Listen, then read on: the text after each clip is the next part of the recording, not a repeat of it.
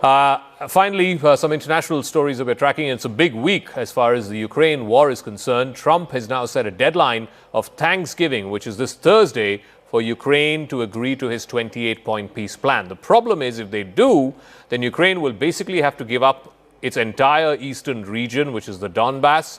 It will also have to substantially reduce its army. All of this will only further embolden Russia. I decode a little more.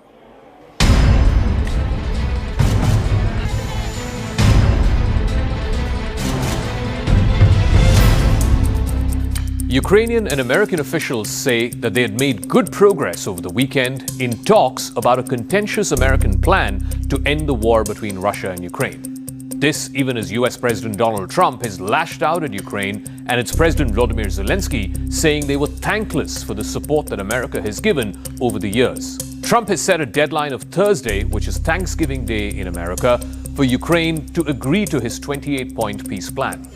But many Ukrainians, including their president Zelenskyy, has dismissed the plan as capitulation to Russia because it accedes to long-standing demands made by Moscow, something which Ukraine has been loath to accepting in these last 3 years of the war.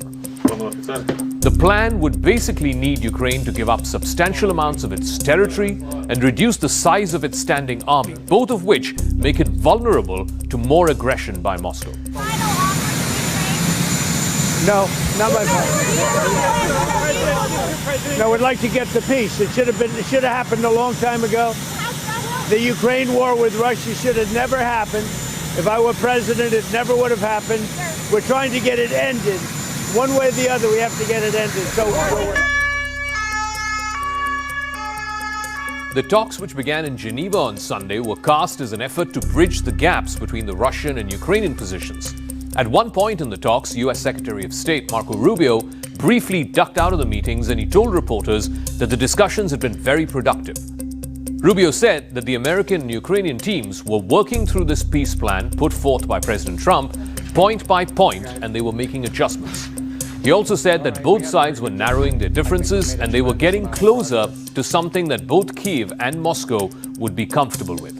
But there was also confusion over the plan itself, with many, even within the administration, saying that it seemed to reflect a lot of Kremlin's talking points, not so much that of Ukraine. We arrived here today with one goal, and the goal was to take, is 28 points or 26 points, depending on which version as it continued to evolve, and try to narrow the ones that were open items. And we have achieved that today in a very substantial way. But work remains, and because this continues to be a working process, I don't want to declare victory or finality here. There's still some work to be done. Rubio signed off from the peace talks by saying that he was very optimistic that a peace plan could be reached in a very reasonable amount of time. While there was still a couple of issues that needed to be worked on, Rubio said that those items remain open and they're not insurmountable. He also made it seem like the negotiators just needed a little more time.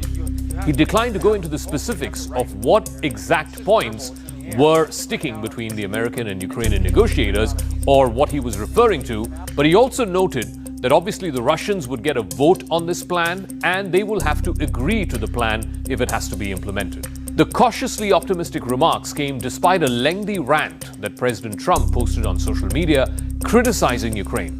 Trump lashed out at both Ukraine and its European partners, saying that they were thankless to America.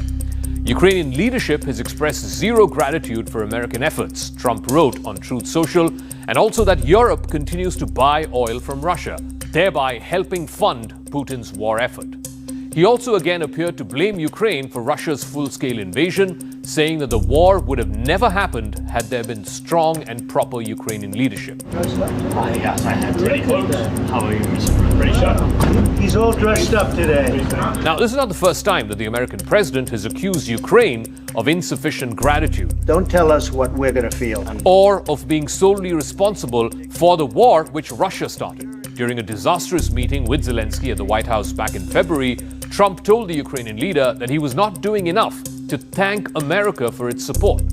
Since then, Zelenskyy, as well as his other European partners, have gone out of their way to express their thanks to Trump. Disrespectful to the country, this country. Zelenskyy did so again this weekend in a series of statements not long after Trump's social media rants. Zelenskyy welcomed the substantive conversations happening in Geneva, and he appeared to respond to Donald Trump's latest accusations. But whether or not he will be able to seal this deal through, much of which would be outright Ukrainian surrender to Russia, still remains to be seen. Важливо, що розмова з американськими представниками є, і є сигнали, що команда президента Трампа чує нас. Ukraine's European allies, some of whom have sent representatives to Geneva to take part in these discussions, have been racing against time to respond to Trump's plan. They want to demonstrate their continued support for Kyiv, even though they don't fully support the 28-point peace plan. A joint statement was also put out on Saturday, signed by the leaders of Britain, France, and Germany, saying that the American proposal was only a starting point for the discussions and that there would be additional work if both sides have to meet and find a common ground. While Trump has said that he wants Ukraine's response on the 28-point peace plan by Thursday, which is Thanksgiving Day in America, he has left open the possibility that the deadline could be extended if things are working well.